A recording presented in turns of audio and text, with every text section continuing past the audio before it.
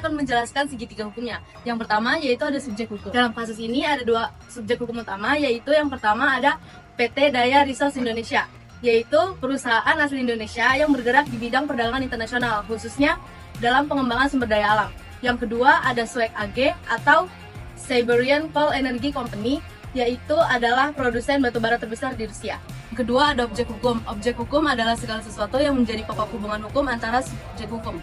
Dalam hal ini ada dua objek hukum, yaitu yang pertama adalah batubara. Batubara adalah komoditas yang diperjualbelikan antara PT Daya Mandiri dan SUEK AG. Yang kedua yaitu hak dan kewajiban dalam perjanjian, termasuk menyerahkan batubara, menerima pembayaran, dan menyelesaikan sengketa melalui arbitrase. Yang ketiga yaitu ada hubungan hukum. Hubungan hukum adalah hubungan yang diatur oleh hukum antara subjek hukum mengenai objek hukum. Dalam hal ini hubungan hukum terbentuk melalui kontrak perjanjian jual beli batubara antara PT Mandiri Resource Indonesia dan SUEK AG. Dan yang kedua adalah klausul arbitrase. Klausul arbitrase menetapkan bahwa sengketa yang timbul akan diselesaikan melalui arbitrase internasional di London Court of Arbitration atau LCI. Kasus ini berawal dari perjanjian kerjasama antara PT Daya Mandiri Resources Indonesia dan SUEK AG, sebuah perusahaan berbasis di luar negeri yang bergerak di bidang perdagangan batubara. Dalam kerjasama tersebut, PT DMRI bertindak sebagai pemasok batubara, sementara SUEK AG sebagai pembeli dan pengatur distribusi ke pasar internasional. Dalam perjalanannya, muncul perselisihan terkait pelaksanaan kontrak, terutama mengenai kualitas dan pengiriman batubara serta pembayaran. Sengketa ini kemudian disepakati untuk diselesaikan melalui arbitrase internasional sebagaimana tertuang dalam klausul arbitrase dalam perjanjian mereka. SUEK AG mengajukan permohonan arbitrase melalui London Court of International Arbitration dan hasilnya memenangkan SUEK AG dengan putusan yang mewajibkan PT DMRI membayar sejumlah kompensasi. Namun, PT DMRI menolak hasil arbitrase tersebut dan mengajukan permohonan pembatalan putusan arbitrase melalui Pengadilan Negeri Jakarta Pusat yang kemudian diajukan kasasi ke Mahkamah Agung. Dalam putusannya nomor 675-PDT-Sus/ARBT/2014, Mahkamah Agung menolak permohonan kasasi yang diajukan oleh PT DMRI, sehingga menguatkan putusan arbitrase internasional yang tetap memenangkan pihak SUEK AG.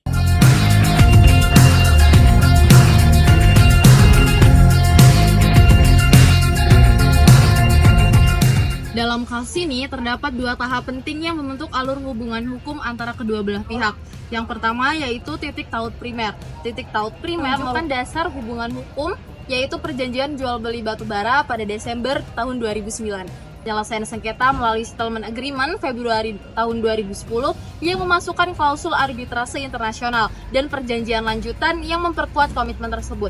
Yang kedua adalah titik taut sekunder yang menggambarkan proses hukum setelah putusan arbitrase telah dijatuhkan. SUEK AG memenangkan perkara di LCIA dan putusannya kemudian didaftarkan di Pengadilan Negeri Jakarta Pusat. Namun, pada saat PT Daya Mandiri dan PT Daya Indo mencoba untuk membatalkan putusan tersebut di Pengadilan Negeri Indonesia, permohonan mereka ditolak karena arbitrase dilakukan di luar wilayah hukum Indonesia. Hal ini ditegaskan kembali pada putusan Mahkamah Agung nomor Register Perkara 674B/PDT-Sus/ARBT/2014 yang menyatakan bahwa pembatalan hanya dapat dilakukan di tempat arbitrase dijatuhkan, yaitu di London, bukan di Indonesia.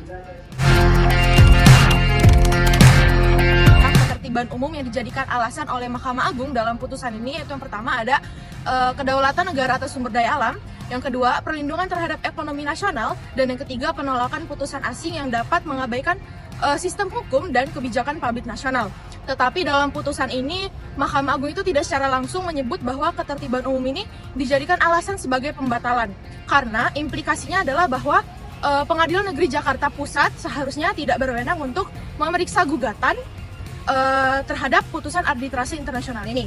Jadi dapat kami simpulkan bahwa ketertiban umum ini tidak menjadi isu sentral yang penting dalam pembahasan oleh Mahkamah Agung, karena fokus utamanya adalah bagaimana cara hukum acara menangani wewenang putusan internasional ini.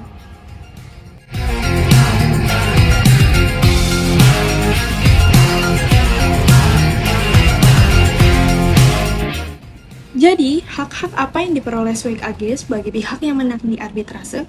Yang pertama, yaitu hak untuk melaksanakan putusan arbitrase internasional atau eksekutorial di Indonesia.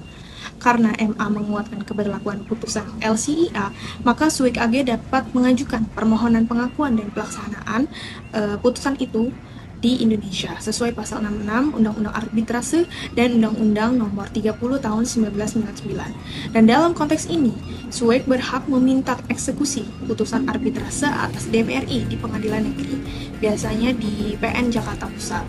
Dan yang kedua yaitu ada hak atas prestasi atau kompensasi yang telah diputuskan arbitrase. Dan dalam putusan LCIA ini disebutkan bahwa PT DMRI dianggap wan prestasi dan harus membayar sejumlah kerugian kepada SUEK AG. Jadi SUEK berhak memperoleh ganti rugi atau pembayaran sesuai amar putusan arbitrase. Terus juga jumlah pasti itu kerugiannya ditentukan dalam award LCIA, tapi secara prinsip SUEK mendapat hak tagih atau piutang terhadap PT DMRI. Terus yang ketiga, yaitu ada hak atas pengakuan legal atas keberlakuan putusan arbitrase. Dengan keputusan MA, SUEK mendapat pengakuan hukum Indonesia bahwa putusan LCIA sah dan berlaku meskipun dibuat di luar negeri. Sebaliknya, PT DMRI tidak memperoleh hak pembatalan karena yang pertama yaitu MA menyatakan PN Jakpus tidak berwenang membatalkan putusan arbitrase asing. Yang kedua yaitu pembatalan hanya bisa dilakukan oleh pengadilan di negara tempat arbitrase dijatuhkan, yaitu Inggris, bukan Indonesia.